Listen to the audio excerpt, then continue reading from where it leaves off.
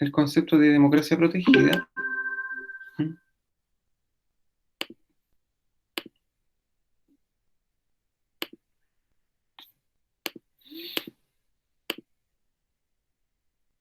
Ya, ahí sí.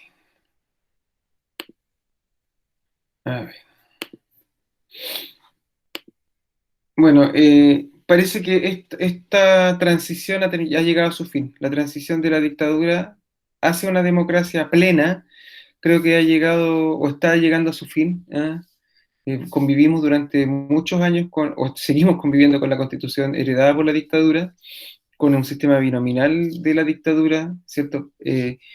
Y han ido apareciendo partidos políticos nuevos, organizaciones sociales nuevas, eh, las redes sociales una tecnología nueva que ha acelerado este proceso, porque las redes sociales han contribuido muchísimo a que haya ocurrido el cambio en cuanto al comportamiento electoral, ¿cierto? No ganaron necesariamente los que más invirtieron en campañas políticas. El ejemplo más claro creo yo que es el del señor Blumel, que iba por Evópoli, que su campaña costó más de 100 millones de pesos y no salió, ¿ya? Y aparecieron otras personas, por ejemplo, a mí me impresionó mucho, yo no tenía ninguna esperanza, lo digo súper en serio, yo decía, no le va bien a la llamada lista del pueblo, ¿cierto?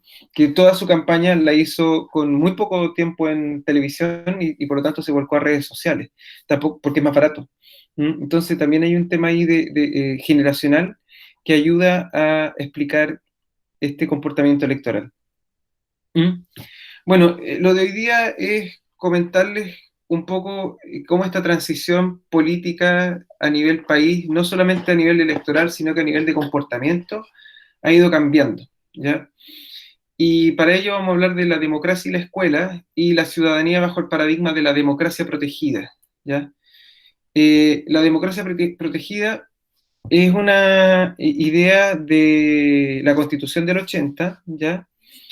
Y esta constitución o este concepto de democracia protegida sugiere más o menos algo así, como decir que la democracia tiene sus límites y cuando la democracia se vuelve muy democrática es peligrosa, ¿ya? Es un poco contradictorio para los oídos de hoy, pero en su momento parece que funciona bien. ¿Mm? Entonces, a esta constitución hay que ponerle ciertas restricciones, la constitución pone ciertas restricciones a la democracia, ¿ya? Podríamos decir que hay una suerte como de tutelaje, es decir, nosotros, o una suerte de, en el sentido negativo del concepto, una infantilización de los ciudadanos, ¿ya? Una infantilización de los ciudadanos adultos, imagínense la infantilización de los niños, para ponerlo en primer lugar en relieve. Entonces, en el fondo era cuidarnos de nosotros mismos este concepto de democracia protegida, ¿ya? Dice así, bueno, este artículo es el artículo 8 que se elimina, no cuesta mucho eliminarlo, en 2005 se elimina finalmente. Dice, todo acto de persona o grupo destinado a propagar doctrinas que atenten contra la familia, propugnen la violencia o una concepción de la sociedad del Estado o del orden jurídico de carácter totalitario o fundada en una lucha de clases, es ilícito y contrario al ordenamiento institucional de la República.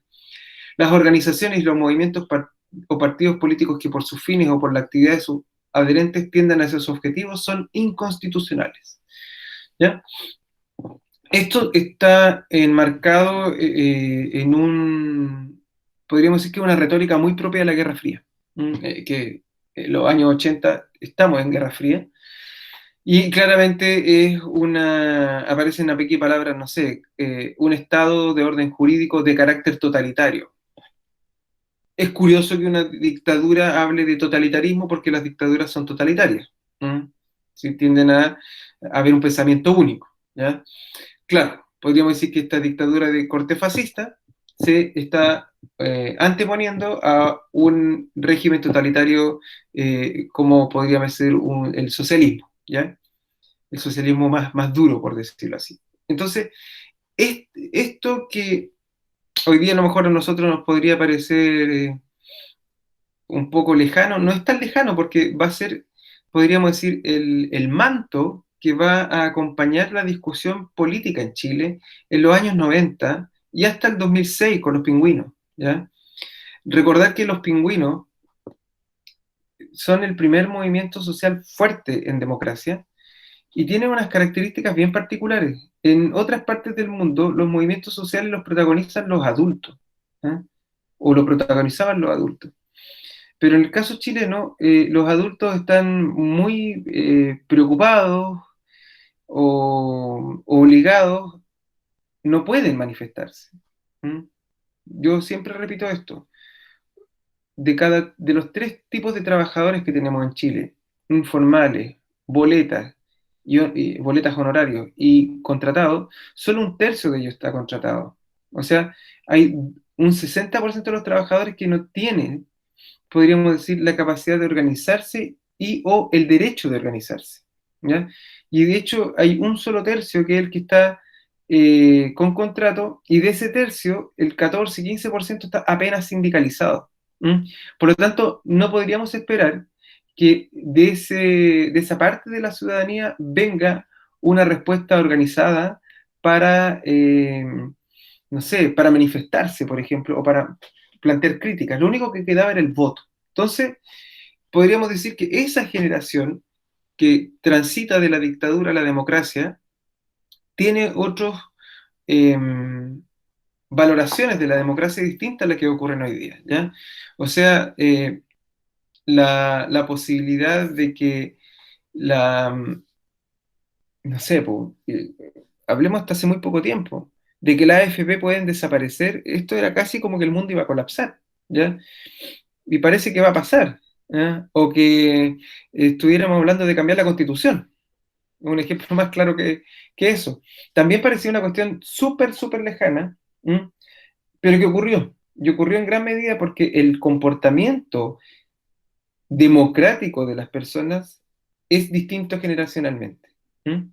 Entonces, como dice acá este artículo, todo acto de persona o grupo destinado a propagar doctrinas que atenten contra la familia, pregunto, ¿qué tipo de familia? ¿Qué tipo de familia se lee acá? Todo acto de persona o grupo destinado a propagar doctrinas que atenten contra la familia. Pregunto, ¿cómo se imaginan ustedes el tipo de familia del que está hablando este artículo 8? Como una familia como heteronormada, la típica, ¿Ya? constituida, papá, mamá, hijos. Papá, mamá, hijo y casados, ¿cierto? Claro, en la Y, iglesia, y sí, que sí, ojalá sí. vayan a la iglesia todos los domingos, ¿cierto? ¿Eh? Yo digo esto porque, y voy a reiterarlo, creo que lo he dicho otras veces, hasta 1998, si tú nacías fuera del matrimonio, eras un hijo ilegítimo. ¿Ya? 1998, no es mucho tiempo, ¿ya? Y de hecho, decía, cuando te sacabas tu papel de nacimiento, tu certificado de nacimiento decía hijo natural, si tú nacías fuera del matrimonio. Primera cosa. Después, propugnen la violencia o una concepción de la sociedad, del Estado o del orden jurídico. Miren qué curioso, ¿eh? Una dictadura hablando de violencia. ¿Eh? Para no detener, dice, propugnen la violencia o una concepción de la sociedad, del Estado o del orden jurídico de carácter totalitario. Una dictadura es totalitaria, o fundada en la lucha de clases, eso claramente es contra los movimientos de izquierda, es ilícito y contrario al ordenamiento institucional de la República. Ordenamiento institucional hecho en dictadura, por supuesto, por la Constitución del 80. Las organizaciones y los movimientos o partidos políticos que por sus fines o por la actividad de sus adherentes tienden a esos objetivos son inconstitucionales. ¿Ya?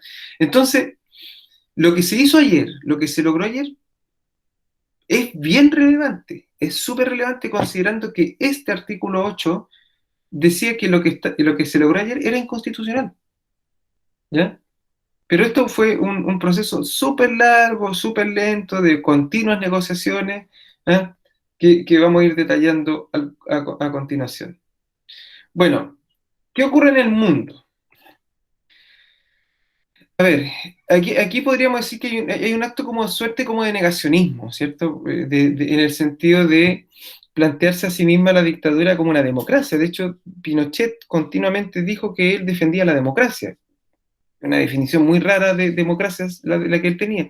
Porque en el fondo era, en el contexto de la Guerra Fría, el socialismo o cualquier forma parecida era vista como una amenaza, evidentemente, para el continente americano, podríamos hablar, o para los países como se llama, países satélites, ¿no? No, perdón, países satélites, los países del tercer mundo, ¿cierto? Primer mundo, segundo mundo, tercer mundo serían los países que no son ni capitalistas ni comunistas, sino que están ahí dependiendo de lo que digan las potencias. Entonces, voy a nombrar algo al respecto. Dice, ¿qué ocurre en el mundo? Efectivamente, en Alemania está penalizada la negación del Holocausto. En Francia, su ley Gaizot castiga a quienes nieguen la existencia de crímenes contra la humanidad. Y la propia Unión Europea, desde el 2007, pena con cárcel a quienes públicamente condonen, nieguen o trivialicen genocidios, crímenes contra la humanidad y de guerra definidos por la justicia internacional, obligando a todos sus países miembros a adecuar sus marcos jurídicos en tal sentido. ¿Ya? Entonces, ¿qué quiero llegar a mostrar con todo esto? Que a nosotros nos interesa que nuestros estudiantes eh, tengan concepciones democráticas en su ADN, por decirlo así, ¿ya? Pero los que estamos formando a estos niños tenemos algunos problemas también. Nosotros no podemos pedirle a los chicos que crean en la democracia cuando los adultos no están creyendo en ella. Ustedes se acordarán que a principio de año, de semestre, estuvimos viendo las declaraciones de unos profesores cuando hablaban de que las leyes había que respetarlas porque las leyes son las leyes, ¿cierto? Y uno diría, bueno, parece que esta persona no sé si está con las competencias ciudadanas suficientes para promover la participación ciudadana. Bueno, la fotografía que tenemos acá, una fotografía de fondo, corresponde al año 1991, cuando Pinochet lleva a cabo un procedimiento militar que se llama el movimiento de enlace, le llama él. Y es cuando se empiezan a procesar a algunos militares o personas de las Fuerzas Armadas por conceptos de violación a los derechos humanos, ¿ya? Pinochet no entiende que la justicia está separada del poder ejecutivo, ¿cierto? Bueno, un dictador no tiende a concentrar todo eso y le cuesta entender que estamos en una democracia muy en pañales, pero que una esencia de esta es que los poderes se separen. Entonces presionan al gobierno y el gobierno termina presionando al sistema judicial y se cierran o se pausan algunas causas de este tipo.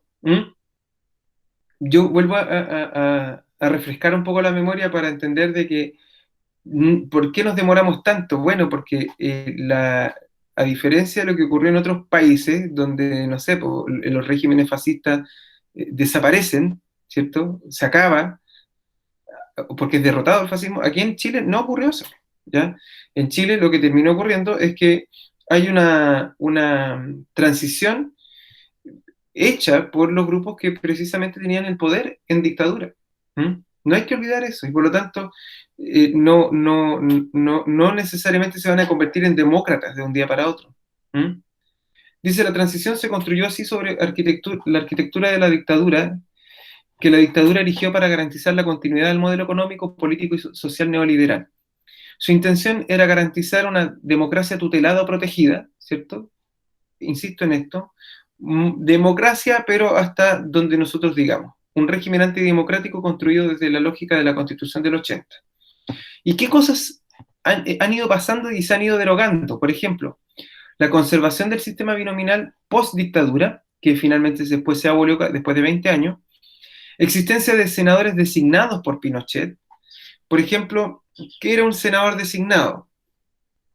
Los senadores designados eran, además de designados, eran vitalicios muchos de ellos. Por ejemplo, si usted había sido comandante en jefe de una de las ramas, de las tres ramas de las Fuerzas Armadas, o había sido el comandante en jefe de Carabineros, usted después de terminar su periodo se convertía en senador, ¿ya? Y por lo tanto el Senado iba aumentando de número, y podríamos decir que un sector político, sin ir a elecciones, ya tenía por lo menos casi un tercio de los votos en Chile, ¿ya? O más que de los votos, de la representatividad. ¿Ya? Porque entonces aquí hubo una suerte como de subvención electoral para un sector político de Chile, ¿ya? Lo que estamos viendo ayer, lo que vimos ayer en los resultados, se parece más o menos a lo que sería el comportamiento electoral de Chile antes de la dictadura. ¿Ah? De hecho, se está haciendo una comparación con el año 64. cuando finalmente Frei Montalva es presidente, ¿cierto? Y la derecha se reduce su participación y permite después que apoyen a Radomiro Tomic para la elección del 70, evitando el triunfo de Allende. Yo creo que se va a parecer un poco la historia si es que eventualmente un candidato, no sé, como Jadwe, que probablemente, o Boric, tengan esta fuerza de imponerse como candidatos, leyendo los resultados de ayer, ¿no? Que son las dos personas más fuertes de la coalición. Que la coalición que dentro de la izquierda que no le fue bien, era a los que le fue mejor. ¿Mm? Entonces, la existencia de senadores designados por Pinochet es otro elemento que tergiversa, que trastoca el principio democrático. No es esta idea de un voto, una persona, un voto. O sea, puedes tener 10.000 personas que son 10.000 votos, pero esos 10.000 votos no valen porque ya hay alguien designado y por lo tanto no hay cómo establecer una, ¿cómo decirlo así? Un equilibrio entre lo que es la demanda de las personas y la realidad, la verdadera representatividad.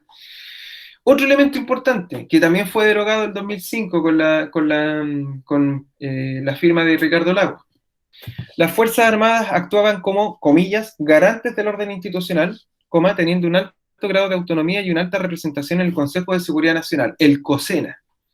El COSENA, miren lo curioso que tiene, insisto, para que se hagan la idea del país que teníamos, o Consejo de Seguridad Nacional, el COSENA hoy día existe todavía, pero lo llama el presidente. El presidente convoca y llama al COSENA, el Consejo de Seguridad Nacional, y están las Fuerzas Armadas, pero también está la Contraloría, la presidencia del Senado, la presidencia de la Cámara de Diputados. Por ejemplo, hay una guerra o una posible guerra, entonces se llama el COSENA para reunirse todos juntos. Bueno, antes del 2005, las Fuerzas Armadas se podían autoconvocar. ¿Ya? Entonces, pasaban por arriba y por el lado del presidente, ¿ya? Del presidente de turno. Por ejemplo, no sé, pues hay un presidente que dice, ya saben qué, vamos a derogar la ley reservada del cobre, y ellos tenían la facultad de llamar al COSENA y decir, no, esto atenta contra la seguridad nacional de Chile. ¿Ya? Y ese es un concepto que quiero que se lo graben, por favor. El concepto de seguridad nacional no está definido en la Constitución de Chile, por lo tanto, todos pueden hacer uso y abuso de él. El último caso más evidente, no sé si ustedes se acuerdan de los correos del MinSal, que la Contraloría se los pidió al ministro París y también al ministro Mañalich, que de hecho eso forzó su salida, y ellos dijeron que no lo iban a entregar por razones de seguridad nacional. En la seguridad nacional cabe todo, una bolsa de gato, ¿ya? Y por lo tanto va a tener que haber una discusión respecto a definir qué es realmente. Y les pongo otro ejemplo. Por ejemplo, todos estos desfalcos que han habido en carabineros y en el ejército principalmente, siempre se ha apelado a que no se puede revelar porque afectaría a la seguridad nacional, ¿ya? Entonces, es una suerte como de cheque en blanco. Otro, Profe, ¿sí? eso que en el grupo pusieron, si lo pueden eso, aceptar a la Fran. Sí, sí, acaba de sonarme la notificación. Entonces, además de eso, Pinochet fue fue comandante en jefe del ejército hasta 1998, ¿ya? Y tras eso, él podía asumir como senador vitalicio, ¿ya? Y por tanto, dicho todo esto, la reforma a la Constitución era prácticamente imposible, y si habían reformas, esas reformas estaban súper limitadas en su alcance, siendo necesario más de 2/3 de los votos para cualquier cambio. Entonces, dicho todo esto, la posibilidad que se abre a partir de los resultados de ayer es realmente, ¿cómo decirlo?, cuántica. ¿Ah? Es una cuestión realmente distinta a lo que yo estoy mostrándole en este minuto. ¿Ya? Eh, Se los digo porque a mí me sigue igual llamando la atención la baja participación. ¿Ya? ¿Cómo se cayó tanto desde lo que fue la última elección del apruebo o el rechazo, el referéndum, o plebiscito, como usted quiere llamarle, a lo que pasó ayer? ¿Mm? Un padrón muy disminuido. Entonces, la transición chilena ha sido, hasta octubre del 2019, una transición ordenada pero incompleta. Parece ser necesario eliminar estos enclaves autoritarios heredados, pero no solo en la institucionalidad del país, sino también en las instituciones educativas, ¿ya? Porque evidentemente lo que pasó en 2019 es porque hubo una suerte como de olla de presión, que ustedes ya lo conversamos también, explota, ¿cierto? Pero lo curioso es que explota por rabia, pero no necesariamente porque haya habido un diagnóstico de la institucionalidad. No existen las competencias necesarias para hacerlo, ¿ya? O sea, nosotros lo hemos conversado estos días y quienes me han visitado y nos hemos visto estos fines de semana con el tema de las cápsulas, nosotros no tenemos pájara idea de cómo funcionan, por ejemplo, los impuestos, las exenciones tributarias, por dar algunos ejemplos, ¿eh? De lo que hemos hablado para la cápsula de economía. Pero así podríamos decirlo con un montón de otras cosas. ¿Para qué sirve el Consejo de Defensa del Estado? ¿Para qué sirve, por ejemplo, la Contraloría? ¿Mm? O por qué los parlamentarios pueden estar, los senadores, 8 años en el cargo. ¿Eh? Entonces, se hizo, podríamos decir, que esta transición del 2019, o que comienza el 2019, el fin de esta transición, es por rabia principalmente. Pero no tenemos, podríamos decir, epistemológicamente, conceptualmente, las herramientas para ver qué vamos a construir. Yo creo que en estos 9 meses que viene lo vamos a tener, porque va a existir la instancia institucional, pero creo que, y lamento mucho que esto ocurra en pandemia, que los colegios pudiesen estar replicando en paralelo este ejercicio que nos va a acompañar por lo menos un año, que es la nueva constitución. ¿Mm? Entonces, pero en las instituciones educativas, la pregunta es la siguiente, es saber si existe o no una democracia real, o también una democracia tutelada, o también llamada democracia protegida, ¿ya? Y si nosotros hacemos un análisis rápido, vamos a ver que existe un concepto de democracia protegida también, ¿eh? Las escuelas funcionan muy parecidas a esta mirada de vamos a darles democracia, pero lo justo y necesario, porque de lo contrario se nos van a desbordar, ¿ya? Esto en general. Entonces, por ejemplo, ¿cómo se aprecia esta eh, participación ciudadana súper tutelada? Primero, la participación de los estudiantes en centros de alumnos, ¿cierto? Por ejemplo, estos centros de alumnos tienen una suerte como de rayado de cancha, ¿cierto? Hay cosas que pueden hacer y hay cosas que no pueden hacer. Y aquí abro los micrófonos, por favor, para que no sea un monólogo. ¿Qué propuestas habían de parte de los centros de alumnos de ustedes? ¿Cómo era la cosa? Por ejemplo, para mí, en mi época, los centros de alumnos definían el día, no sé, por ejemplo, que un día del mes podíamos ir sin uniforme, ¿ya? Por ejemplo, hay otros colegios que establecen el Jeans Day, ¿ya? Y ese es como el gran legado de algunos centros de alumnos, ¿m? Que lo que quiero decir es que son totalmente despolitizados, porque politizar un centro de alumnos tiende a verse como algo súper negativo o peligroso. No sé, abro los micrófonos y quiero preguntarle cómo fue su experiencia con los centros de alumnos de sus colegios. ¿A qué se parece más? ¿A una despolitización o a centros de alumnos politizados? Y el año en que ustedes vivieron eso, en su escuela, o colegio, o liceo.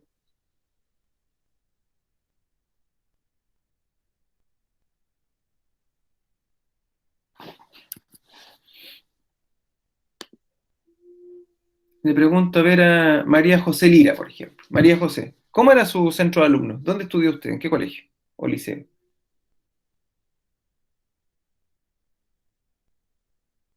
¿María José? ¿Dónde está María José? ¿Laura? Sí, profe. ¿Cómo era el centro de alumnos de su colegio, escuela, liceo? ¿Qué hacían? ¿Qué cosas hacían? Em, bueno, instalaron eso lo del Jeans Day, ¿Ya? em, y se encargaban como de las celebraciones, la celebración del Día del Alumno, las actividades que se hacían, eran como los encargados de la finalización de la Semana de las Alianzas, ¿Ya? del Día del Profe. ¿Qué colegio estudió? ¿Le puedo preguntar dónde estudió, no? Sí, en el Esperanza de Quilpué. Ya. ¿Y cómo usted interpretaría eso? ¿Como algo democracia protegida o democracia total? Mm, Ay, no sé, profe. ¿Mm? Por ejemplo, ustedes podían, no sé, organizar una manifestación en la calle, por ejemplo, ocupar ese espacio para organizar a los estudiantes, movilizarse y participar en una marcha, por ejemplo. No, no, en eso igual el colegio era como súper cerrado. Ya. Que en el fondo el principio, podríamos decir que es el mismo principio de la dictadura que es democracia protegida, o sea, que los estudiantes, proteger a los estudiantes de la democracia que ellos mismos puedan ejercer. ¿Mm? Entonces, los terminas acorralando, arrinconando en acciones que pueden ser muy significativas en su minuto, pero que pueden también ser, en el fondo, no tener ningún impacto o vinculación con la sociedad. O sea, la escuela se encierra dentro de sus muros y por lo tanto terminan, a ver, en el fondo es como una suerte como el Ministerio de la Diversión, ¿no? Los centros de alumnos, el Ministerio de la Alegría, por decirlo así, aunque la alegría para mí es muy importante. ¿Ah? Entonces, pero meterse en otras cosas más peleagudas, por decirlo así, como que no es el caso. Muchas gracias, Laura, por su testimonio. ¿Alguien más, por favor, que nos quiera comentar cómo funcionaba su centro de alumnos, por ejemplo? ¿Mm? Tenía cargos, había secretaria, presidente, ¿Ya? delegado. ¿Y qué cosas hacía ese centro de alumnos? ¿Cómo lo recuerda usted? Tomaban decisiones, profe, por ejemplo, los Jeans Days, o hablaban con la directiva del colegio, se ponían de acuerdo. Eran como igual como la voz de los alumnos, algún reclamo, pasaban sala por sala, se Ya, votaba por ellos. ya. Tú podías sentir cierta representatividad de parte de ellos, de cosas, Sí, de cosas ya que... uno tenía que votar, o sea, ya uno de chico votaba por quien quería, quizá eran de cuarto medio y ni siquiera los conocía, pero Claro. al menos ya el hecho de participar es Mm. bastante. Muchas gracias, Francisca. ¿Les pasó a ustedes que se presentaba una sola lista Sí, y no sí, había nadie más así? Una sola lista, no hay ni siquiera había debate. Y siempre ganaban, era Sí, muy obvio. siempre eran ya por lo mismo, ¿cierto? Entonces, y uno podría, ¿a quién le echaría la culpa si tuviéramos que echarle la culpa a alguien? ¿A los estudiantes por ser poco participativos? Porque cuando uno tiene una sola lista, uno podría decir, hacerse preguntas, pues, decir, bueno, ¿qué pasa aquí? ¿Qué pasa aquí? ¿Cuál es el problema? ¿Por qué hay una sola lista de estudiantes? Podrían haber dos, podrían haber tres. Tres, wow, eso sería mucho ya. ¿Ah? Y es porque las escuelas, como instituciones, no promueven esto. No lo promueven, es un problema en el fondo. Es un problema de gobernabilidad. ¿Ah? Y por lo tanto, como decía también Carlos Muñoz Labraña, una cosa es la gobernabilidad y otra cosa es la gobernanza. ¿Mm? La gobernanza es la que radica en los ciudadanos, ¿cierto? En este caso en los estudiantes. Y la gobernabilidad podríamos decir que es la que radica en el presidente o en el director del colegio. ¿Mm? Entonces, cuando tú das paso a la gobernanza, de una u otra manera, podrías decir que estás cediendo tu gobernabilidad. ¿Mm? Pero en realidad no son opuestos, porque si tú estableces una suerte de armonía y esta gobernanza se hace responsablemente y educas para que lo hagan responsablemente, tu gobernabilidad no está en riesgo, en absoluto. ¿Ya? Entonces, volviendo a la presentación, decir que esto no solamente le pasa a los estudiantes, con los que es más fácil hacer esta suerte como de democracia protegida, también pasa con los padres y apoderados, ¿cierto? Que está más o menos limitado también su participación, ¿ya? Y de los docentes ni hablar, po. ¿Mm? No podríamos hablar de que las escuelas son instituciones súper verticales, donde los profesores están continuamente eh, mordiéndose la lengua, porque no pueden decir muchas cosas que ellos pueden estimar que se están haciendo mal, ¿cierto? Porque existe este temor. ¿Mm? cada vez menos, yo lo he visto en los colegios que cada vez menos, pero existe miedo, ¿ya? A lo mejor hay menos miedo en el sistema público porque tú estás más protegido, más garantizado por una serie de derechos o no sé, pues de organizaciones que te van a respaldar y van a salvaguardar tu, valga la redundancia, derecho a poner un tema en discusión. Pero en los colegios particulares pagados, esto es pánico, los profesores no hablan. ¿Ah? Derechamente no hablan. Pueden estar pasando cosas súper tristes, y lo digo derechamente, tristes, en su quehacer personal, en su quehacer docente, y no se atreven a decirlo, ¿ya? Porque existe esta verticalidad, ¿ya? Una suerte como de pequeña monarquía en los colegios, donde en realidad no se está cediendo a precisamente establecer instancias de diálogo y bueno, y consejos escolares en Chile. Después dice acá, problemas no resueltos en la política de participación. La participación que se realiza en las distintas organizaciones como centros de padres y apoderados, centros de alumnos, centros de estudiantes, consolida un enfoque clientelista, ¿ya? Acorde al paradigma neoliberal. ¿A qué quiere decir con clientelista? Es como, ustedes han oído hablar del cohecho, ¿no? ¿Saben lo que es el cohecho? Lo escribo, cohecho. Sí, profe, es como ¿Cuándo le pagan? Exactamente. cuando hay fraude electoral. Cohecho. Claro, en el fondo es cuando yo cliento a alguien para que me apoye y yo a cambio le doy alguna preventa, ¿cierto?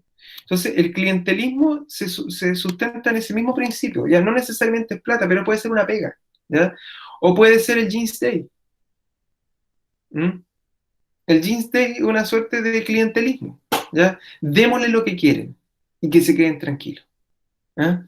Porque en realidad, si le damos esto que quieren, que no tiene ningún impacto en nuestra gobernabilidad, no pasa nada, nos calmamos. ¿Ya quieren Jeans Day, perfecto, se lo damos, ¿ya?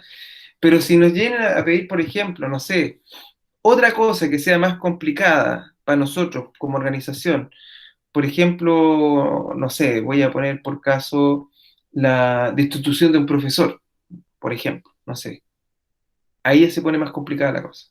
O, por ejemplo, eh, cosas que a ustedes, aquí hay un curso mayoritariamente femenino, hacer un cambio, por ejemplo, en el uniforme y en la imagen del colegio. ¿Ah? Yo me sorprendo todavía de que a las niñas en algunos colegios no les dejen usar pantalones a pesar de que pueden estar muriéndose de frío.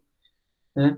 No sé si a ustedes les pasó algo así, que tiene que ver precisamente con demandas más serias, ¿ah? Con demandas que ya tienen que ver con mi integridad. ¿Ah? Yo no puedo usar falda, lo digo así, no yo, ¿eh? No me parece sensato que alguien esté usando falda en invierno.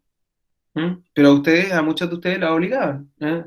Y pregunto, ¿en qué lugares a ustedes les permitían cambiar el uniforme, usar buzo o en algunos lugares era inflexible? Por favor, escucho también eso. Porque tan interesante como saber a quiénes le pasaba es tratar de identificar el argumento que sustentaba eso. Ay, profe, verdad, me trajo recuerdos. Yo me acuerdo que estaba entumida y por no tener más anotaciones de las que tenía, no, iba igual con falda y yo estuve igual en 5 colegios. Entonces usé falda y usé uniforme Ya. ¿sí? Y efectivamente nos obligaban a ir con la falda y no anotaban o llamaban apoderados si uno iba más de 3 veces con pantalón. Mm. ¿Y cuál es la lógica para eso? Si es que hay una lógica. ¿Cuál cree usted que es la lógica? Como verse todo uniformado, la representación de la escuela, de como la parte, verse bien en lo que es la escuela, pero pensando en la integridad de nosotras, de que pasamos frío, de que podemos estar con nuestro periodo, es súper injusto, porque claro, los hombres no pasaban ningún tipo de frío, más encima se ponían a No, jugar a la pelota, muertos de no, calor, hediondos. No. entiendo. Bueno, sí, claro. Ya, muy bien. Muchas gracias, Francisca. Me acordé de otra cosa. ¿Alguno de ustedes fumó con el uniforme del colegio? Afuera del colegio, me imagino. ¿Y lo pillaron o supieron que hayan pillado a alguien fumando? ¿Mm? O lo que se les Dentro del decía. colegio. Dentro de Yo no, pero mis compañeras la sí primera paz. fumaron adentro del colegio, en el baño, Ya. y las pillaron, obviamente. ¿Y cuál era el mensaje? ¿Por qué no podían hacerlo? Porque se veía mal. Se veía mal. Y no, pero yo tengo una compañera que hizo una cuestión súper estúpida, creo que fue había una cuestión que se llamaba el Condón Challenge, ¿Ya? y lo hizo con el uniforme y la subieron a una página de meme y el colegio se espantó, pero así, ¿Y qué colegio era? total. Cuéntela completa ya. Cuenta el El cagüín San completo. Antonio de Gómez Carreño es que es Ya. católico. Sí, pues. Que para allá. Y, Mm. y Condón. Oh. involucrar un condón, el uniforme y que esté haciéndolo dentro del colegio, no fue Claro, lo que quiero preguntar es ¿de qué se le acusaba? Porque vamos al punto, ¿de qué se le acusa? Aquí dice Francisca, la imagen de la institución, ¿qué va a pensar como la gente? atentar contra la imagen de la institución, puede ser. Claro. ¿Y cuál es la imagen de la institución? Conservadora, no sé. Ya. Porque, de hecho, uno de los grandes problemas que tenemos en Chile es que los jóvenes no usan condón en su primera relación sexual, po. ¿Mm? Eso está más que claro. Está más que claro. Pero claro, ¿no? En el fondo lo que dice acá es la imagen, ¿cierto? Es la imagen, precisamente. De hecho, a mí también en el colegio me decían, si los pillamos fumando con el uniforme del colegio se van a ir suspendidos. Pero estás fuera del colegio, estás en tu espacio, estás fuera del colegio. ¿Ah? Y si fumo o no fumo, nadie me dijo que no podía no podía fumar porque me iba a hacer mal. Me preocupaba el uniforme del colegio. ¿Mm? Entonces, vamos a volver a la presentación porque esto tiene que ver con unas lógicas que son bien propias del mercado educacional chileno también, porque aquí hay otro elemento que va a tergiversar nuestra discusión, ¿eh? Que las limitaciones de nuestras libertades están en gran medida dictaminadas por criterios económicos, en el caso del mercado educacional chileno, ¿ya? Y esta idea de, comillas, optar por un colegio u otro, comillas porque en realidad no están así. Bueno, muy bien, muchas gracias por los testimonios. ¿Mm? Entonces, vamos a pasar un poquito más rápido para llegar a la actividad de hoy día. Entonces dice acá que los centros de alumnos, centros de padres y apoderados y centros de estudiantes consolidan un enfoque clientelista acorde al paradigma neoliberal, ya que las organizaciones finalmente ejercen su participación en términos de gestionar recursos financieros para mejorar la escuela, a través de la postulación de proyectos a nivel comunal y ministerial, pero no en términos de reflexionar y proponer aspectos que permitan mejorar la educación en el contexto local. ¿Eh? Se afirma entonces un modelo de participación instrumental y simbólica, y aquí insisto, simbólica. Usted cree que está participando, pero no está teniendo un impacto en realidad, no está cambiando las reglas del juego, que finalmente terminan desmotivando a los integrantes de la comunidad escolar. ¿Mm? Democracia representativa instalada en la escuela, lo que hablábamos delante, decíamos que podíamos haber votaciones, generalmente se presentaba solamente una lista. Dice, este tipo de participación promovida a través de los derechos ha implicado una extensión de la democracia representativa en la escuela a través de normativas, procedimientos y ritos que no logra responder a los contextos sociales y culturales, ya que las escuelas y liceos no son reconocidos como espacios de micropolítica, en donde se generan relaciones de poder, diversidad de metas, disputas ideológicas, conflictos, intereses, actividad política y control. La escuela estaba absolutamente despolitizada. Por lo tanto, y no estoy hablando solamente de una despolitización con lo que pasa fuera de la escuela, sino que dentro de la escuela misma. ¿Ya? Por ejemplo, lo que me decía hace un rato Francisca, creo, no sé si que no estoy viendo ahora en la pantalla, ¿por qué a lo mejor si un colegio donde van mujeres, y son más o menos el 50% siempre de la población de la escuela, ¿por qué no hacer un referéndum y pedirles o preguntarles si quieren seguir usando el jumper o la falda en días de invierno? No tienen esa posibilidad, no tienen la capacidad de, podríamos decir, de mover una moción en este caso como parlamentaria, como ley, de decir, ¿saben qué, director? Y reunimos esta cantidad de firmas y queremos hacer un plebiscito, un referéndum respecto a si usamos o no usamos el uniforme que tenemos. Aquí alguien dice algo. Alguien levantó la mano, Yo ¿no? había, sí, Sí, es Geraldine. que en la media a nosotros nos pasó eso, que en el colegio en el que estaba solo era de primero a cuarto medio y fue siempre de mujeres, pero en la generación que yo entré éramos los Mixto. segundos mixtos. Ya. Y pasaba eso que contaban todas como las mayores, que ellas cuando hacía mucho, mucho calor, se bajaban el jumper y tenían la camisa. Y así. Ya luego no pudieron hacerlo. Y hubo de hecho votaciones por la lista que había para que pudiéramos en verano las mujeres con jumper utilizar la polera que era el uniforme del bus. Y ganó, pues. Entonces el director como que lo permitió y ahí pudimos como empezar a ir con la polera corta en vez de la camisa en pleno verano, o sea, en pleno calor, porque era sofocante. Súper interesante lo que tú estás contando, es una moción que surge, podríamos decir, lo que se dice, de las bases, de la gente misma. Y no es una propuesta del colegio que se va a votar sí o no. Ustedes movieron todo el proceso. Y claro, y en ese caso ha surgido una necesidad nueva, que el colegio ya es mixto y hay cosas que, comillas, no pueden hacer, ¿cierto? De descubrirse la parte de arriba del jumper, pero encuentran una solución, una propuesta, y el colegio se las permite.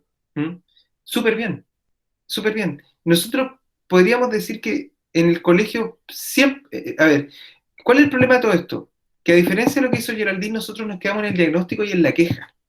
Hemos aprendido a quejarnos, pero como ustedes tal vez lo han escuchado también, somos buenos para quejarnos, pero no para reclamar. Nos quejamos, pero esa queja, esa molestia, no la transformamos en un reclamo, en un registro, ¿ya? En una institucionalización del malestar. O sea, yo soy de los pesados que va al libro de reclamo y escribe. No sé si alguien lo lee, pero al menos lo pongo ahí. Me pasa el libro de reclamo, por favor, o de felicitaciones, y lo hago, ya, como consumidor.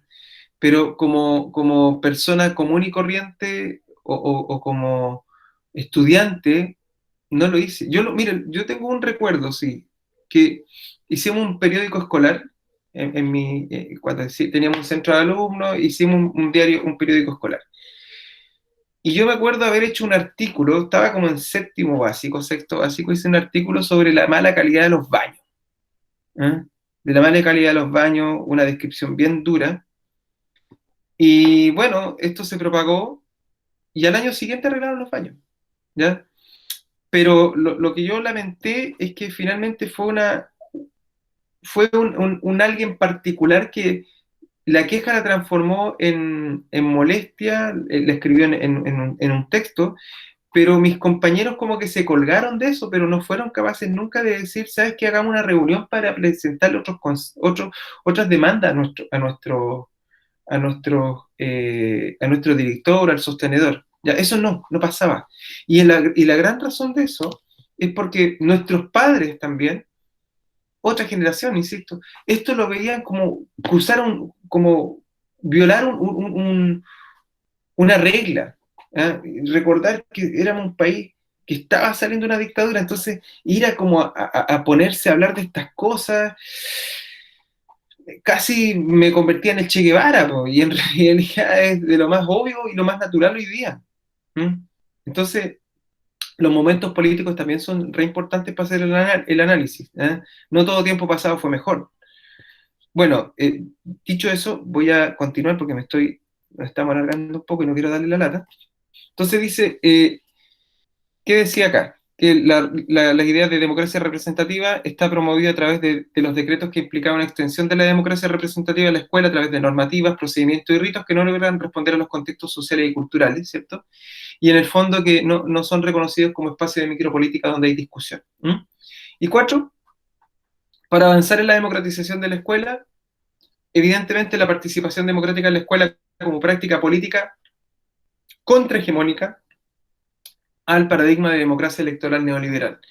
Es decir, ¿a qué se refiere como una práctica política contrahegemónica? Como les comentaba, todos los ejemplos que nosotros hemos dado, hegemónicamente, desde el punto de vista de una suerte como de de paraguas, o de paradigma, siempre vamos a estar chocando de alguna u otra manera con el neoliberalismo, que no solamente como práctica económica, sino que también como práctica cultural, como yo les decía, relación más que de comunidades de estudiantes, clientes. Por ejemplo, una cosa que estaban acostumbrados los colegios a hacer, y ahí por ahí Francisca dijo algo, era esta suerte de como de condicionalidad constante a la cual eran amenazados los estudiantes. ¿Mm? No sé si alguna de ustedes estuvo condicional, o se les, podríamos decir, se les amenazaba continuamente con que había un límite y si no los iban a echar del colegio. Los vamos a echar, los vamos a echar. Por ejemplo, a mí me pasó hace unos par de años atrás que, bueno, yo después estuve trabajando en el mismo colegio donde estudié, y un día hablé con mis profes y les dije, oiga, profe, ¿y qué les pasa a ustedes ahora? Por ejemplo, yo les hablé de 3, 4 compañeros que lo habían echado por hacer burradas, nomás, tonteras, no sé, ¿cómo decirlo? Casi travesuras infantiles, pero fueron súper severos con ellos. Entonces yo les preguntaba, bueno, oye, y ahora en el contexto actual, si ustedes hacen una comparación, me dicen, no, en realidad era otra época, otro tiempo. O sea, esos alumnos que echamos eran súper buenos alumnos, y los echamos porque no usaban cotona, porque tenían el pelo largo. ¿Ah? Porque, por ejemplo, había otro, me acuerdo de un caso, Octavio, un amigo, un compañero que lo echaron porque ¿qué había hecho? No se había mandado, no se había cortado el pelo, le dijeron que se lo cortara y se lo cortó muy poquito. Entonces lo interpretaron como un acto de rebeldía y lo echaron por eso. No le faltó el respeto a nadie, no insultó a nadie, no golpeó a nadie. Entonces, el, el punto de por qué lo iban a echar o por qué lo echaron era principalmente, volviendo al punto anterior, porque no satisfacía estas lógicas de mercado de que este niño iba a andar con un uniforme del colegio e iba a desprestigiar la marca, no la imagen, la marca del colegio. ¿eh? Eh, por ejemplo, y ahí podríamos llegar a otras cuantas conclusiones respecto a este concepto de marca del colegio, y el ejemplo más claro y patente es el CIMSE. ¿Ah? Cuando a los colegios les va mal en el CIMSE, ocultan los resultados, pero cuando les va bien mandan a hacer una tremenda pancarta en la carretera, ¿cierto? O en algún lugar donde se vea. ¿Ah? No sé si les pregunto a ustedes si eso ustedes lo han podido presenciar o en sus colegios o en la calle. Sí, adelante, ¿quién levanta la manito? Geraldine, diga. Es que el botoncito, pero a mí en el colegio pasó que en la red SIP, y yo estaba en el José Joaquín Prieto en la básica, y luego en el Instituto Claudio Mata. Ujú. Y en los dos había mucha competencia entre los mismos colegios con los puntajes. De hecho, nosotros en tercero teníamos taller PSU, pero los profesores le realizaban estos como a los 10 primeros por curso, como los mejores puntajes en los ensayos PSU. Y nosotros reclamamos igual porque era muy absurdo que no apoyaran a los que le estaba yendo mal. Entonces, después, de hecho, fueron unos de preuniversitarios como voluntarios, y nosotros reclamamos porque el colegio se enfocaba solo en el puntaje y en competir, en ser ellos quien tuviera un puntaje nacional, o A ser los, ellos que, no sé, tuvieran de 800 para arriba. a los Y los 10 profesores mejores. decían, no, es que tienen que ser buenos puntajes, que no sé qué, lo estamos incentivando, potenciando. Yo, Decimos, ya, pero hay gente que tiene 500 puntos y tiene que subir. eh, Oye, Igual fue problema. primera vez que escucho esto, Geraldine, que hayan hecho una selección dentro del curso para solamente.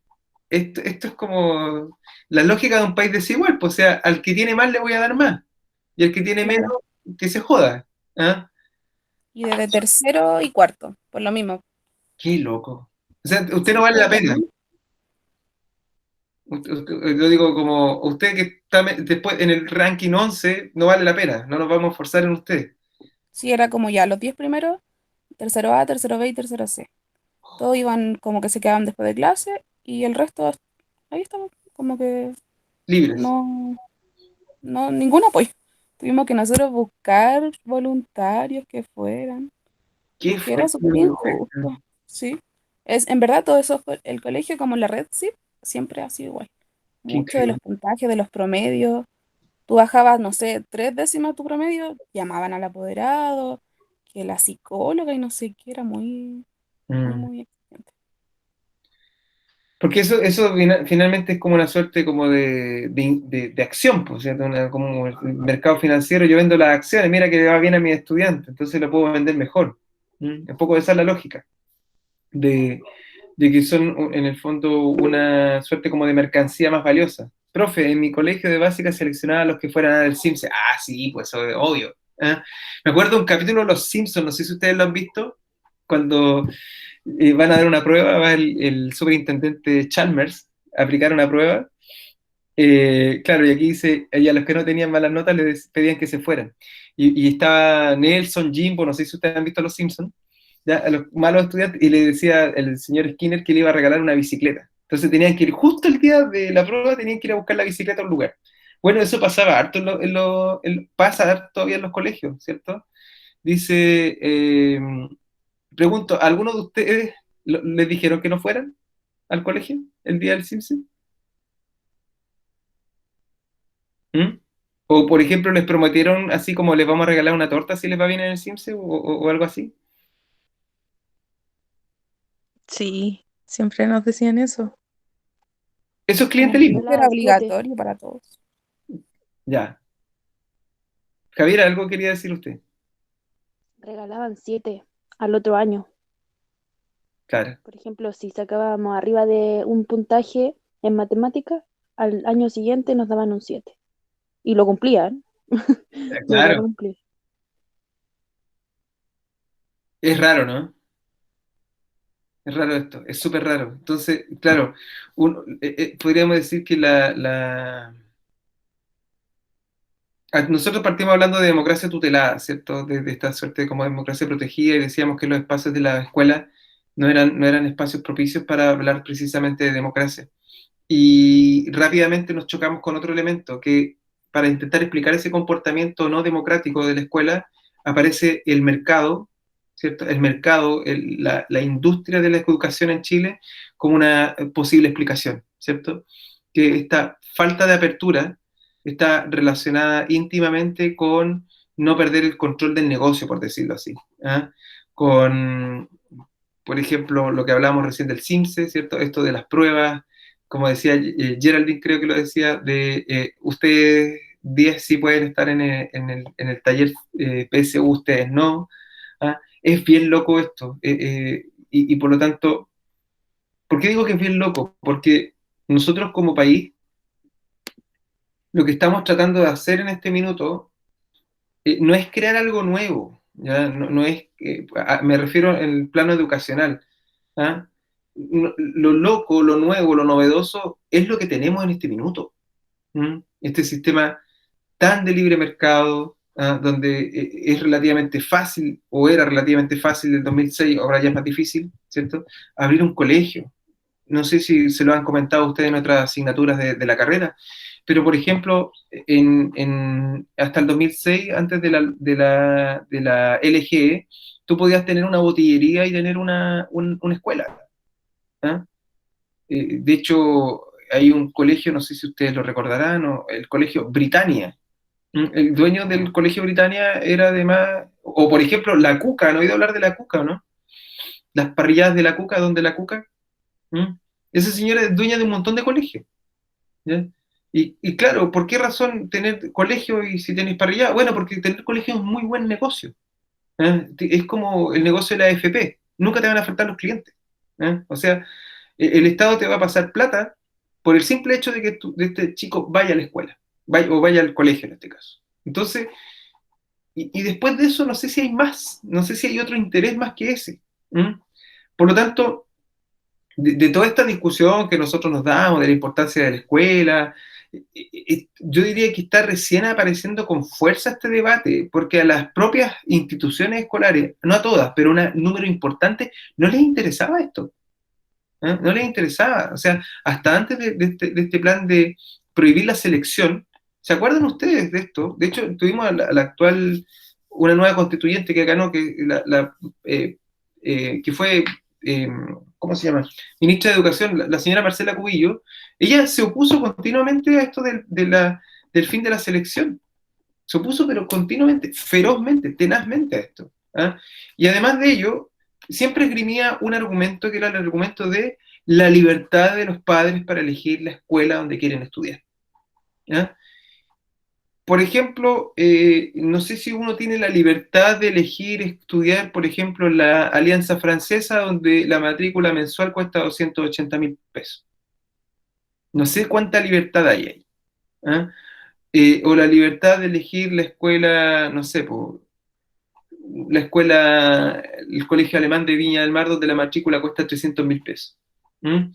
Y no vayamos a ejemplos tan caros, sino que a lo mejor donde haya que pagar y a ti no te alcance. ¿Ah? Ahí yo no sé si hay libertad.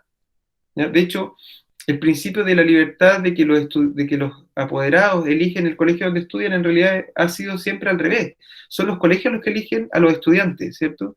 Y lo vemos con el ejemplo el ejemplo más claro de esto es que por ejemplo, los colegios particulares subvencionados no tienen PIE.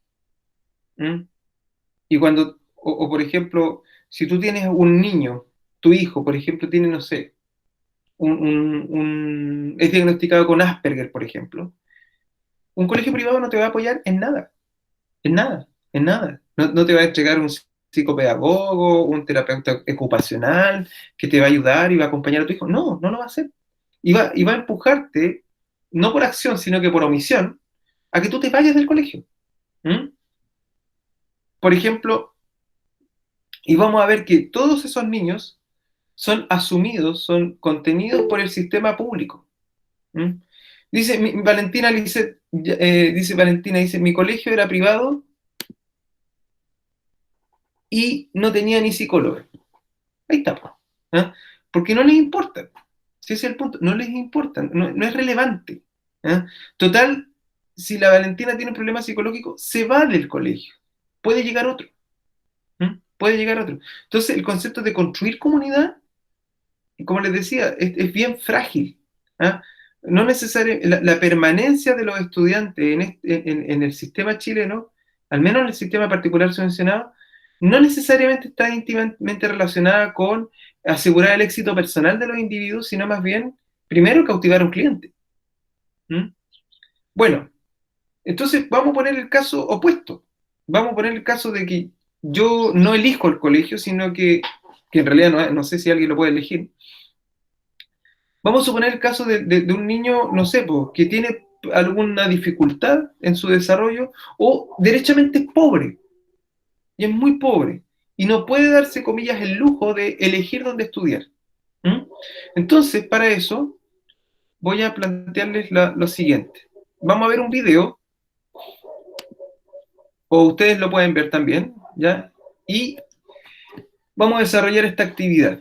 Dice, hay 3 preguntas. ¿Qué interpretación tiene de la participación y la democracia la comunidad de la escuela Carol Cardenal de Cracovia? Probablemente una escuela que ustedes han oído hablar. ¿Cómo la institución ha roto la relación, la institución, o sea, este colegio, esta escuela, la Carol de Cracovia, con la lógica neoliberal de la selección en una de las comunas más pobres de Chile? Y tercero, ¿qué impacto tiene el proyecto de la escuela Carol Cardenal de Cracovia en la formación de un ciudadano integral? ¿Cree que es una propuesta transferible a otras realidades? Esas 3 preguntas las vamos a responder a partir del video que yo voy a mostrar a continuación.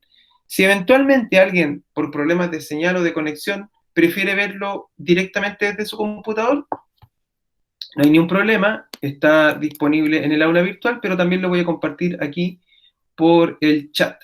¿Ya? Voy a apagar mi cámara, ahí está por el chat, si lo quieren ver directamente, voy a apagar mi cámara y voy a proyectarlo igual para todos, para que lo podamos ver. Si hay alguien que quiere decir algo, que detengamos el video, por favor, me lo hace saber. ¿Ya? Voy a proyectarlo ahora.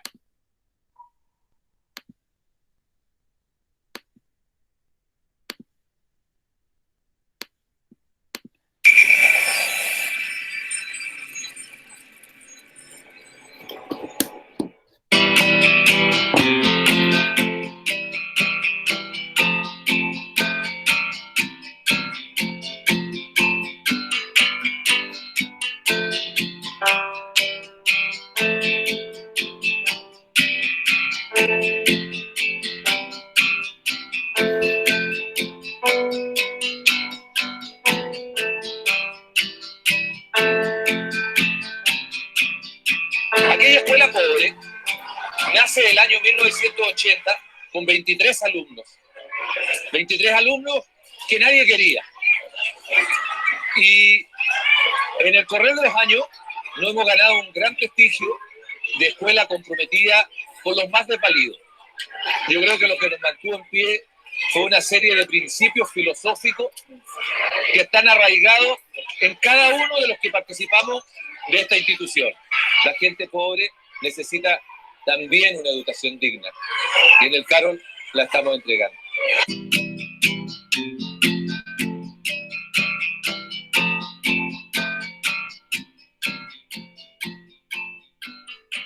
Habíamos tratado durante 15 años de implantar una cultura de escuela sobre una cultura de barrio que no conocíamos.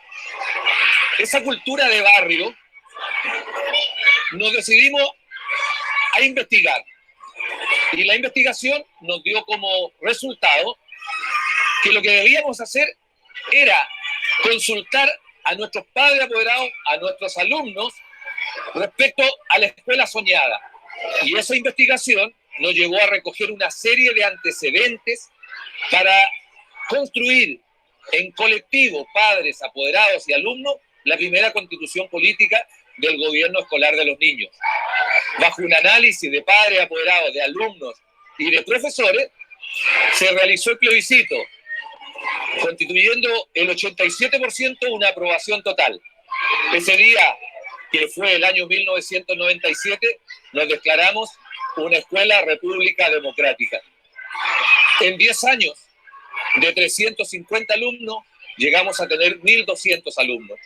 Nada de lo que hay aquí se podría hacer sin la participación ciudadana, sin la participación activa, participativa, vivencial, integradora y comunitaria.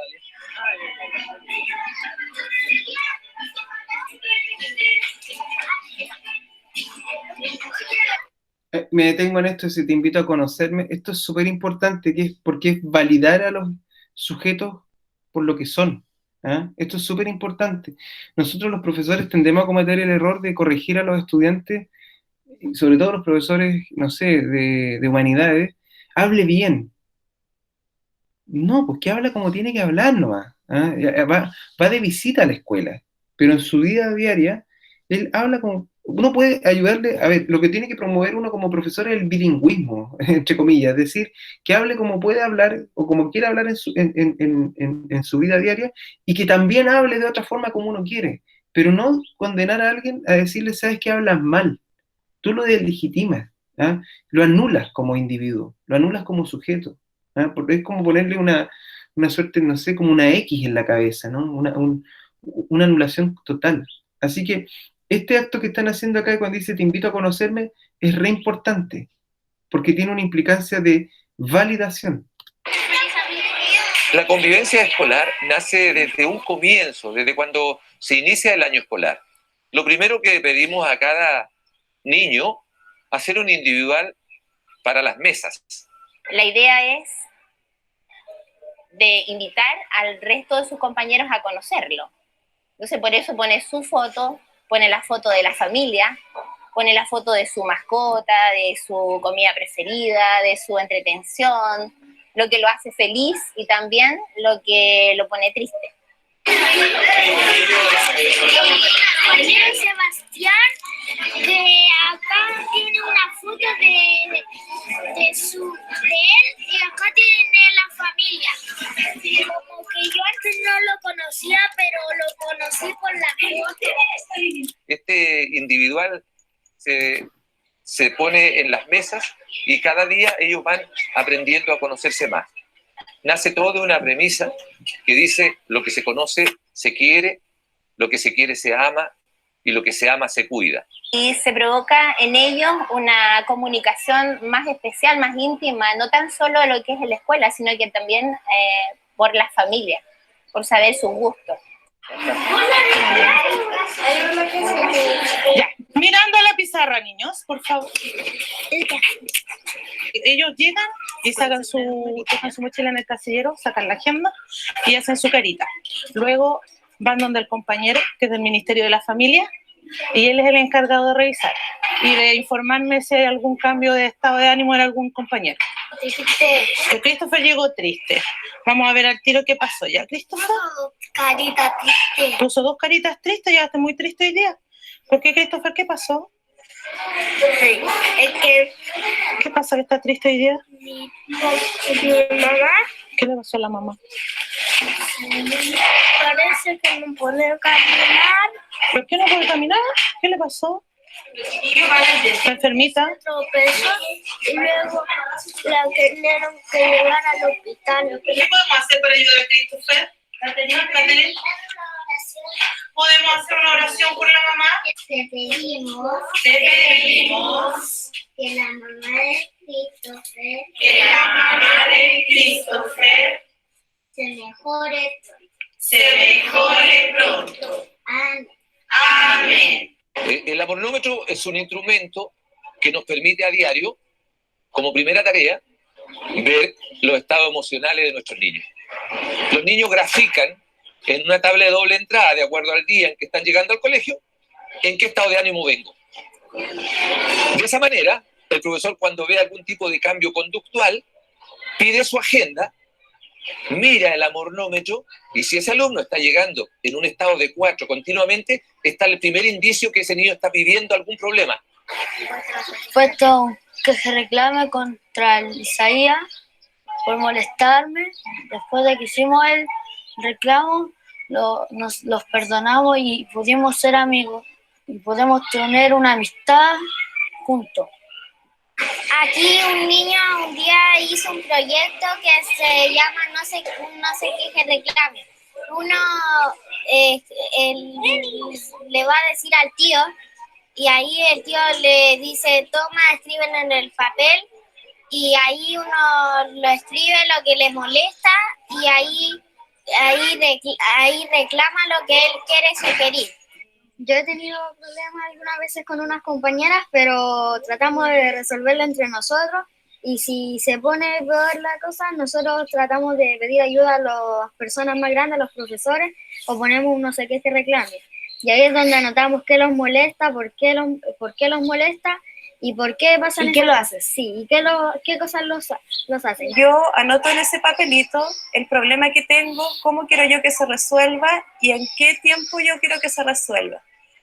Mediante ese papelito el director lo ve y nos cita a las personas involucradas y nosotros hablamos todos del tema y llegamos a una solución. El reclamo llega, se entrega en secretaría, de secretaría va a dirección, el director dirige ese reclamo. Me quiero detener en esto, cosa bien importante. Ya no es una persecución de parte del inspector, que puede interpretarse como un ataque, ¿cierto?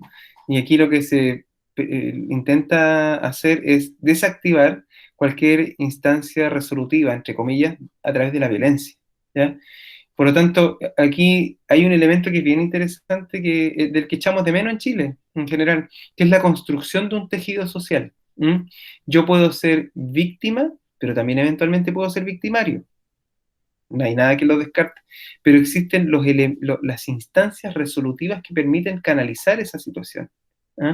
Por lo tanto, a ver, lo que ocurre es que no es que se degrade la relación entre las personas por un reclamo, sino que puede ser lo contrario, que se pueda fortalecer, porque hay otras instancias donde aparecen los padres, los apoderados, ¿cierto? Y ya no, deja de ser una cuestión de responsabilidad exclusiva del niño, y más bien hay una suerte de acompañamiento. Reclamo hacia el ciclo que corresponde y el profesor a quien debe ir este reclamo. Bueno, se tramitó el reclamo, tal como tú lo quisiste, se dieron instrucciones a la inspectoría, fue tramitado por el inspector, fue tratado en la hora de orientación en el curso, firmó el alcalde como testimonio y firmó la profesora. Bueno, y yo quiero que lo leas un poquito para que me lo firmes conforme. Mi reclamo fue porque mi hija fue elegida democráticamente como ministra y el año pasado también fue elegida, y los apoderados empezaron a alegar en las reuniones que porque ella salía siempre. El presidente del curso firmó el documento Y con la tía hablamos y el director, y la solución fue que el tío fue a hablar con los apoderados, que la niña fue elegida democráticamente. Lo de Reiki con inspectoría. Y el tema principal que nos atañe en el día de hoy es ver el manual de buena convivencia, de qué manera está siendo reflejado en los verificadores de nuestro plan de mejoramiento. De acuerdo al manual de buena convivencia, está en estrecha relación con nuestro plan de mejoramiento, sí, que es lo que nos exige la SEP. El manual de reglamento interno exige 2 entrevistas mínimas al año a cada alumno. Cuando hablamos de alumno apoderado. Y reiteradamente cuando existen problemas que atentan contra la convivencia escolar. Cuando un profesor presenta no sé qué reclame en relación a una situación específica con un alumno, el equipo interviene para apoyar a ese profesor. Nosotros siempre decimos aquí que hay 3 personajes que son los más importantes dentro del colegio: alumno, profesor y apoderado. Y todos los demás estamos al servicio de esas 3 personas. El amornómetro es fundamental para saber, este niño llega todos los días feliz. ¿Y por qué está teniendo problemas? Quiere decir que el problema está ocasionado dentro de nuestra escuela. En segundo lugar, el perfil de alumno cracoviano, que es una mirada desde su interior, desde sus iguales, del proceso que se está desarrollando, y ahí viene la mirada que hacemos nosotros, dejar de lado el papel pasivo de cliente que por siempre han tenido los alumnos, por un rol de activo socio nuestro. Si el niño en esta escuela tiene que pertenecer a un ministerio y debe trabajar a través del departamento comunal de su curso comuna. Esto está sincronizado precisamente con el informe de personalidad. Y el informe de personalidad que nos pide las 5 áreas, que son crecimiento, autoafirmación personal, desarrollo del pensamiento, formación ética, la persona y su entorno, y tecnología de información y comunicación, las TIC. Entonces, los departamentos comunales están divididos de tal manera que cada departamento comunal atiende estas áreas bajo 3 departamentos comunales. Entonces hay una mirada horizontal y una mirada también desde el profesor en el proceso natural de desarrollo al interior de las aulas. Andrea demora 2 horas. Está haciendo la actividad. Introducción. A las 13. La nueva escuela Cardenal de Cracovia, la escuela democrática. Una escuela donde las personas son más importantes que los estudiantes, donde tenemos como clave de éxito la acción planificada, donde enseñamos a los pequeños, desde muy chicos, a confeccionar la metodología de proyecto como elemento de acción. Y a través de un abanico de posibilidades diversas, en talleres, tratamos de transformar a estos pequeños en ciudadanos ejemplares. Lo que nosotros llamamos los cracovianos son gente buena. Hay un cúmulo de experiencias que ustedes pueden reconocer dentro de esta institución que nos llevan a una convivencia fraterna. Pero creo que la principal de todas es una cultura democrática que se gesta de cada acción, en cada lugar y en cada momento de nuestro diario vivir. Les invito a conocer lo que es el mundo caro, el país de los bajitos.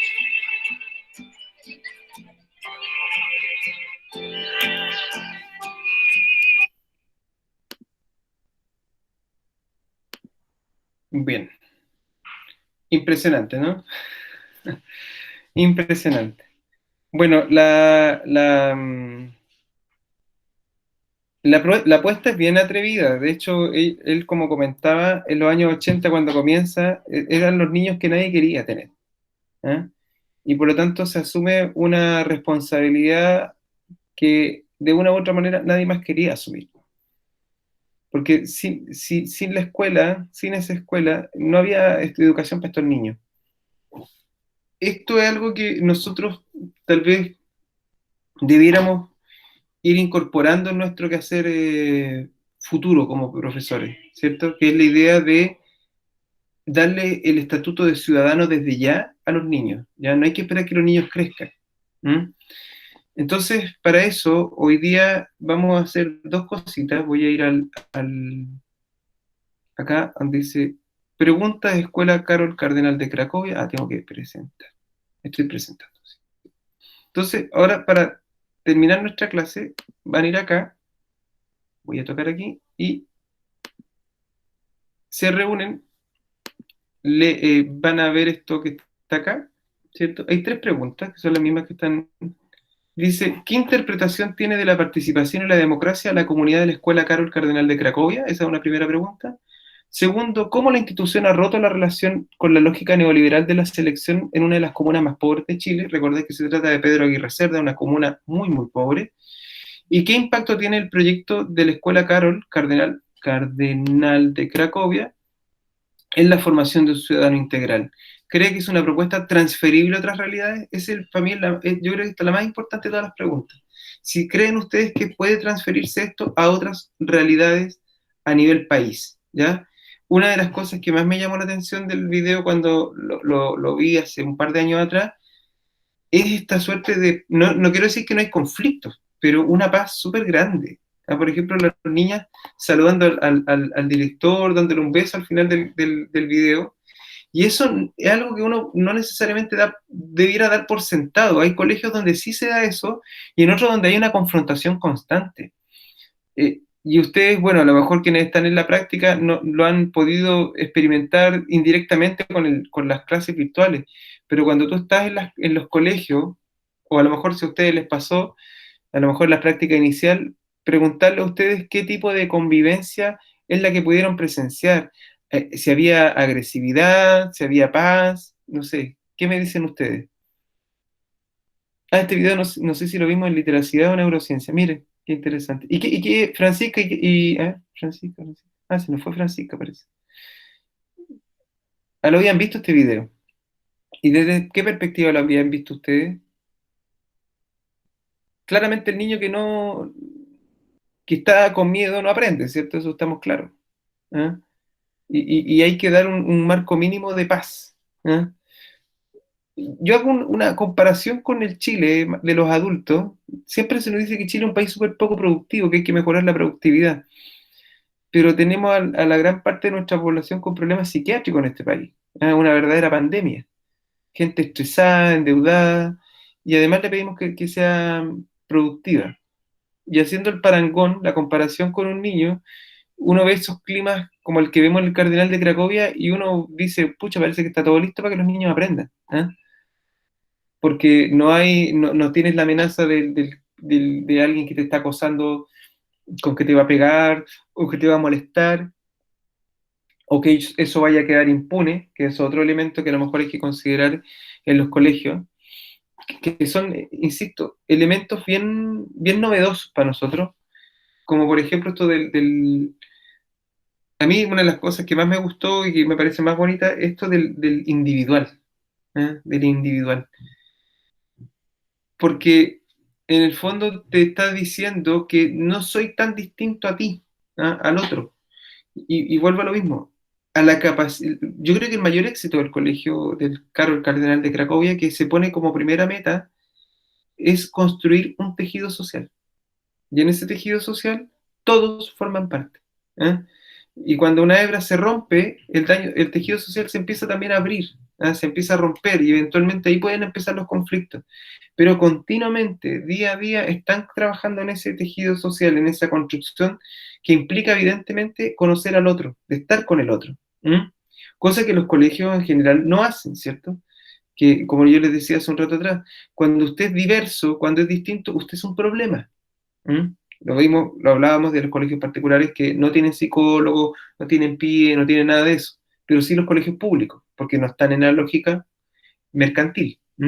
Entonces, esas 3 preguntas me gustaría que las pudieran responder, y además de eso, yo voy a dejar disponible en el aula virtual esto que están viendo ustedes acá, que son algo que hay muy poco conocimiento en el país, que son los derechos del niño.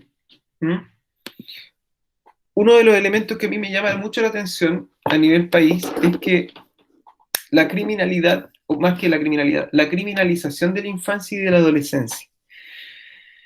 Hemos entendido, por ejemplo, que el CENAME, más que una institución que proteja a los niños, es una institución de castigo, y de hecho nos quejamos muchas veces, no es que yo me queje, pero como comunidad, como país, de ¿para qué sirve el Sename?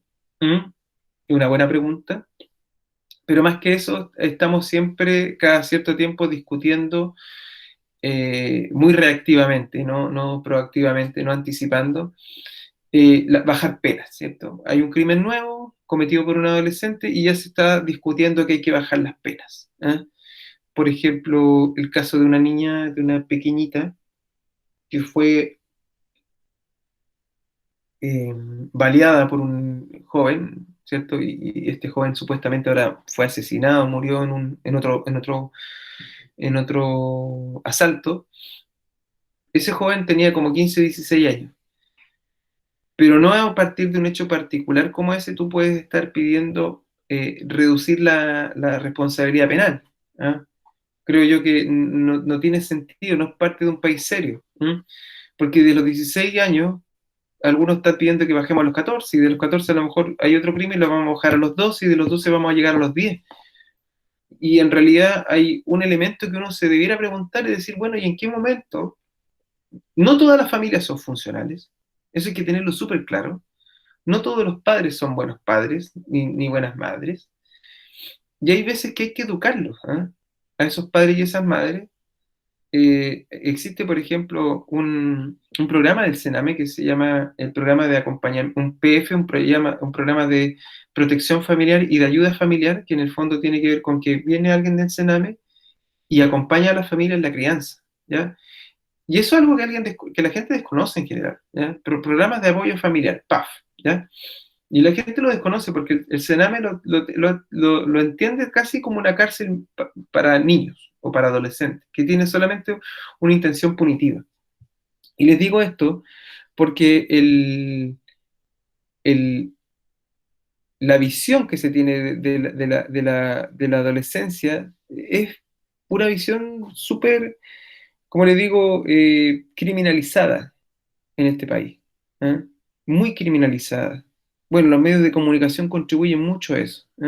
Nunca se llega a indagar de que probablemente cuando un joven es protagonista de un hecho delictual o de sangre, no se indaga demasiado en la historia de vida de esta persona, que ha sido tremendamente vulnerada. No sé si ustedes conocen la historia del Cizarro, o escucharon hablar del Cizarro, ¿no? ¿Lo conocen, no? Sí, profe. Sí. ¿Sabían por qué decía Cizarro, no? ¿Por qué le decían el Cizarro? ¿O no lo sabían?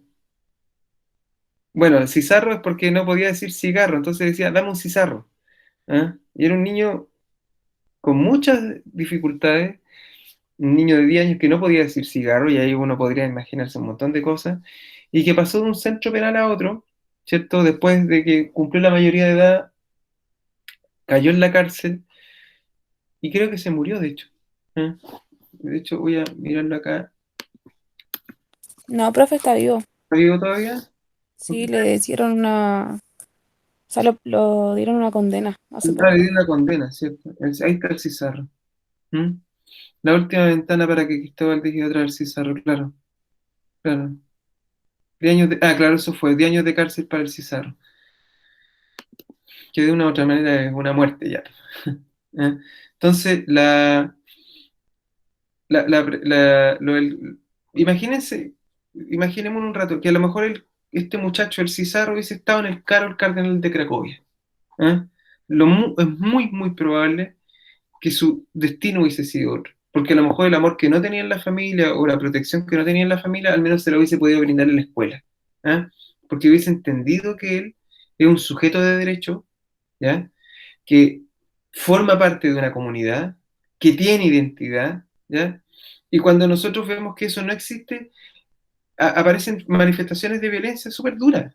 Insisto en esto, lo del 2019, lo del estallido social, cuando empezó a aparecer la violencia en el centro de la ciudad, no es una violencia nueva, es la misma violencia que existe en los barrios, pero que se trasladó de escenario y vemos una violencia que es súper demencial. Por ejemplo, esta cuestión de destruirle el kiosco al caballero que vende cosas, es, en el fondo, ahí ya no hay tejido social, pues no hay nada, no hay absolutamente nada.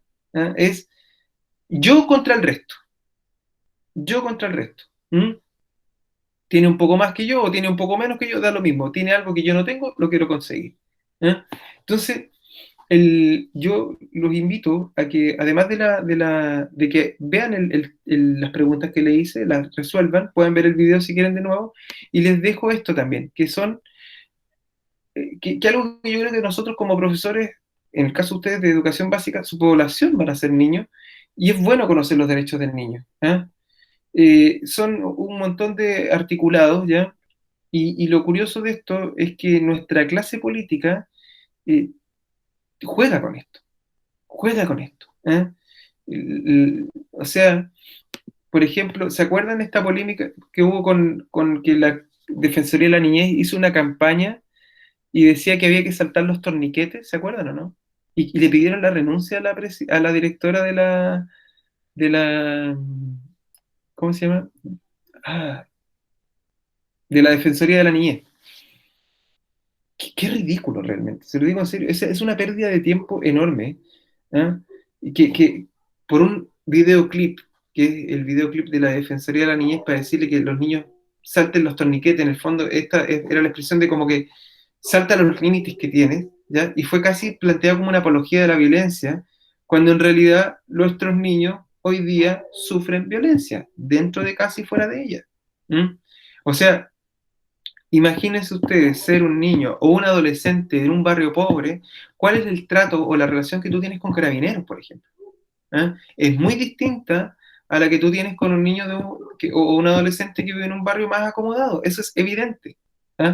Por lo tanto, vuelvo al principio de que aquí, aunque no lo queramos reconocer, aunque estemos en contra de él, nosotros seguimos respirando neoliberalismo de las más variadas formas posibles, en el sentido más, ¿cómo decirlo?, más genuino del concepto. Es decir, individualismo, privatización de las relaciones públicas, ¿cierto? Si yo no pago, no puedo entrar al colegio, ¿cierto? Si estoy atrasado en la mensualidad, me sacan. Este barrio usted puede entrar, en este barrio usted no puede entrar. La deconstrucción de un tejido social.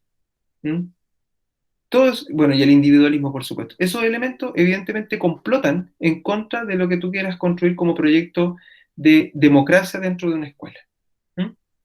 Bien, jóvenes, yo los voy a dejar hoy día para que hagan esa pequeña actividad, la resuelvan, no tiene nota, pero por favor háganla, para que la podamos conversar la próxima semana y así abordar después los derechos del niño y lo que quedó pendiente, que yo les dejé una película el otro día, y tenía que ver, no sé si la vieron o la pudieron ver, y tiene una relación bien cercana a este concepto de democratizar la escuela. ¿La pudieron ver o no?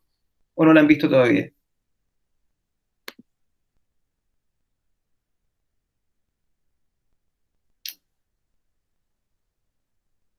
Es esta que está acá, que se llama...